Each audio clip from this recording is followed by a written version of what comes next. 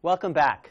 Well, we've covered the preamble, how the Constitution was ordained and established, Articles 1, 2, and 3, the legislative, executive, and judicial powers, Article 4, federalism, the relationship among the states horizontally, and the related powers of Congress to sort of monitor states for basic compliance with foundational principles of Republican government, and the related power of Congress to regulate the territories in such a way as to eventually make them into proper Republican states that will be admitted as new states on equal footing with the old. We've talked about Article 5, the provision of the Constitution setting forth how it's to be amended. And you might say, okay, well, what's left? We've kind of covered everything. Not quite.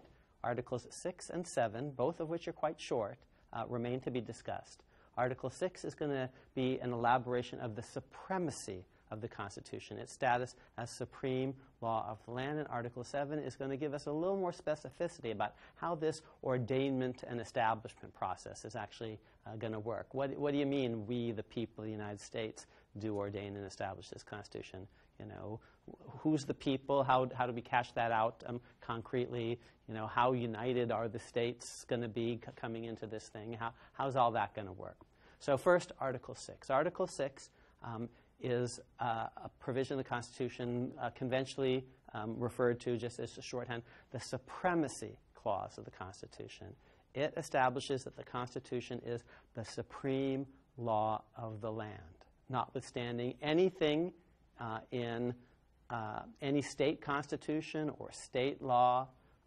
It's supreme over federal statutes. It's supreme over federal treaties. It's supreme over all forms of state law, state constitutional law, state statutory law, judge-made law. And, in fact, judges, both of the federal government and of the states, are oath-bound to treat the Constitution as supreme law of the land, as are other officials, state and federal, the president, the Congress, cabinet officers, state executive and legislative officers. So this is the supreme law of the land that every official, really, state and federal, is oath-bound to recognize as such. Now, a few things about that. One, the Articles of Confederation said nothing of the sort. They never described themselves as law, much less supreme law that state judges had to respect even over state constitutions.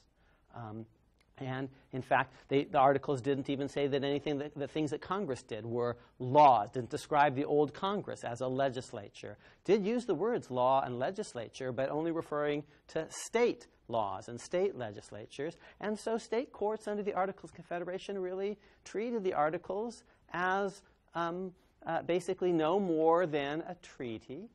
And the rule of treaties was that they could be superseded by later statutes. And so state courts sometimes basically allowed state statutes to that were passed after the Articles to, in effect, deviate from the Articles. But the Constitution says none of that anymore. The Constitution is supreme law, and it's supreme over all forms of state law, and state judges, among others, are oath-bound to treat it as such. And the point here is not just that the Constitution says this. You know, anyone can just say it. But today in America, everyone respects that. People actually don't go around saying, well, an ordinary statute can repeal the Constitution, or judges can make stuff up openly. Judges can openly proclaim that the real supreme law is what they say rather than what the Constitution says. You might think judges have misconstrued the Constitution, but they all purport to be applying the written Constitution, as do state officials, and so sociologically as well as formally, the Constitution really is the supreme law of our land that people take oaths to and as a general proposition take quite seriously, both ordinary citizens and government officials. Now the question is, why is it the supreme law of the land? Okay, it says so, professor, and okay, everyone seems to accept that today. It wasn't quite true in the 1860s with the Civil War, but today they seem to accept this. Well, why? Why should it be the supreme law of the land? Why should stuff that happened 200 years ago be more important than a statute adopted tomorrow by the House and the Senate and signed by the President? Isn't that statute today in the here and adopted today in the here and now, why shouldn't that be the supreme law of the land, trumping something that a bunch of old white dead guys agreed to 200 years ago? And I think the answer is that the Constitution is the supreme law of the land because actually in some very real ways it's got a deeper democratic foundation. It's higher because it's deeper. It comes from the people themselves. Remember, at the time of the Constitution, people who, in fact, might not be eligible to vote for state legislatures, might not be eligible to vote for Congress, got to vote on the Constitution itself in a process that involved a whole year of ordinary people talking to each other about how they and their posterity would be governed, the sort that doesn't happen when ordinary laws are being passed, the latest tariff bill or tweak of the antitrust laws or budget or what have you. So the Constitution is the supreme law of the land because it comes from the people. It's higher law because it has a more democratic foundation. And amendments trump ordinary statutes because it was much harder to adopt them. A much broader democratic consensus. That's Article 5. 2/3 of the House have to agree on a constitutional amendment. 2/3 of the Senate. And then 3/4 of the states. So if it's hard to get an amendment adopted, 2/3, 2/3, 3/4, it should be equally hard to repeal that. It should take another 2/3, 2/3, 3/4 to undo what that special 2/3, 2/3, 3/4 have done. So amendments should trump ordinary statutes because an ordinary statute just needs half of the House, half of the Senate, and the President, and the states don't even weigh in. So an ordinary statute doesn't have the same democratic pedigree as the Constitution itself or its amendments. Now, once you understand that basically the Supremacy Clause has kind of a democratic gradient to it, you can see why the Constitution and trumps a statute. So only statutes, congressional statutes passed in pursuance of, consistent with the Constitution, are the supreme law. You can understand why it should trump an ordinary treaty. A treaty shouldn't be able to change the Constitution. 2/3 of the Senate, with the President on their side, shouldn't be able to modify what 2/3 of the House, 2/3 of the Senate, and 3/4 of the states have agreed to. So the Constitution should trump a statute, should trump a treaty, should trump state constitutions, because that's only involving one state rather than we the people of the United States as a whole, should trump a state statute a fortiori. That's a Latin phrase meaning even more strongly. If the U.S. Constitution says it's the supreme law of the land, notwithstanding anything to the contrary in a state constitution, well, it also goes on to say, notwithstanding anything to the contrary in a state statute for the same basic reasons, a fortiori. A state statute is lower than a state constitution. So when some people sometimes ask me, well, didn't the secessionists have a leg to stand on in the 1860s? Where's the Constitution prohibit secession? I say, what part of the Supremacy Clause do you not understand? I have kids. Sometimes I look at them and I say, what part of no did you not understand here? So the Supremacy Clause says the Constitution is the supreme law of the land, notwithstanding anything that a state does. So once you're in, and the Supremacy Clause makes that clear.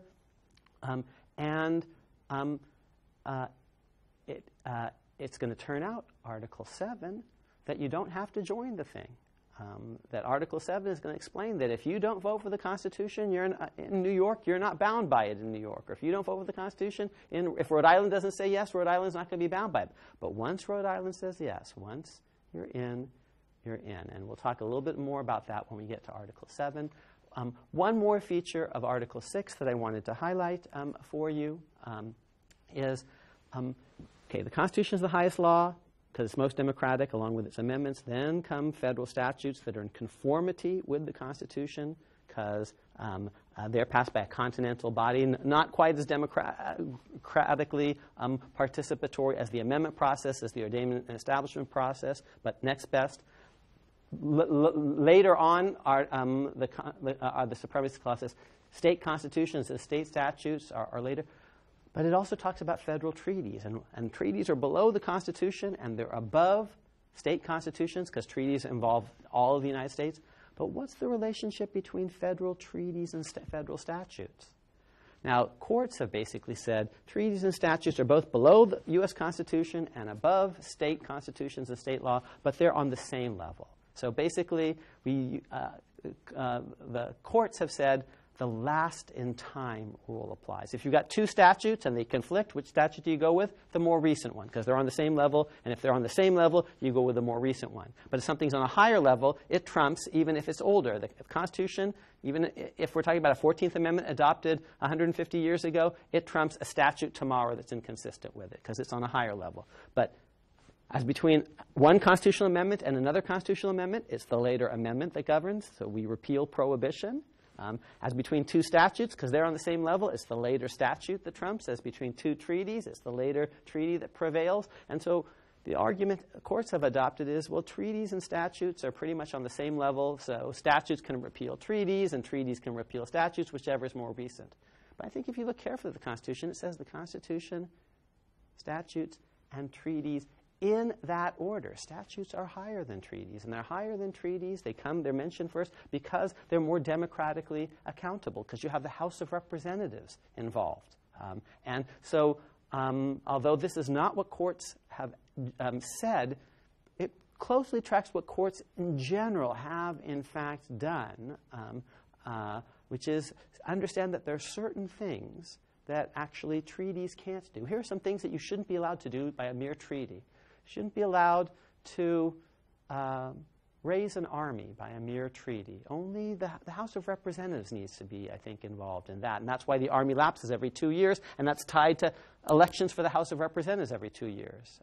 An ordinary treaty shouldn't be allowed to create a new federal crime. Only Congress should be allowed, the House of Representatives, to create a new crime, or to raise an internal tax, or to declare a war.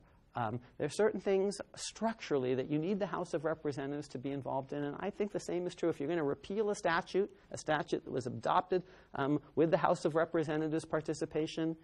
You shouldn't be allowed to do that by a mere treaty. A treaty can say, we promise we will repeal some pre-existing statute, but then Congress needs to repeal that statute and the House of Representatives needs to get involved. In technical law talk, certain sorts of treaties cannot be self-executing. They require subsequent congressional legislation. So, for example, when Thomas Jefferson tells Napoleon, we're going to buy Louisiana from you, and the Senate says, yes, we are, great, but who's going to pay for that? You need the House of Representatives to be involved in a bill that spends a dime, or raises an internal tax, or creates a new federal crime, or raises an army, or declares a war. And I think symmetrically, by sort of similar structural logic, the House of Representatives needs to be involved if a federal statute is to be repealed. So treaties should trump state statutes and state constitutions, because treaties represent the United States, but treaties aren't really at the same level as statutes. So I say the Constitution, laws, and treaties in that order for democratic reasons. And by the way, that's the order in the Supremacy Clause itself, if you look at it carefully. Okay, so the supreme law of the land, and it's the law of the land, the entirety of the United States, including its territories, including any state. Once a state is in, it's part of the land. If you don't like it, you're always free to leave, but you don't get to take the land with you, the water with you. All Americans basically fought to defend Charleston Harbor in the War of 1812, and so the people in Charleston don't unilaterally ever get to turn those guns around and point them into the bellies of their fellow Americans. All Americans fought for New Orleans in the War of 1812, kind of the Revolutionary War Part 2. Since the entire continent basically helps defend that for good geostrategic and national security reasons, the people in New Orleans shouldn't be allowed just unilaterally to turn those guns the other way. Andy Jackson understood that. He stared down those South Carolinians when he was president. He was born in South Carolina, but he stared them down. He understands the importance of New Orleans. He's the victor of the Battle of New Orleans. And so for very sound geostrategic reasons, the Constitution says this is the supreme law of the land, notwithstanding anything in any state constitution, any state law. A state on its own can't take itself out of the Union. The Supremacy Clause is pretty emphatic about that. So listen up, Rick Perry. And as we talked about in our first lectures, people adopting the Constitution in the preamble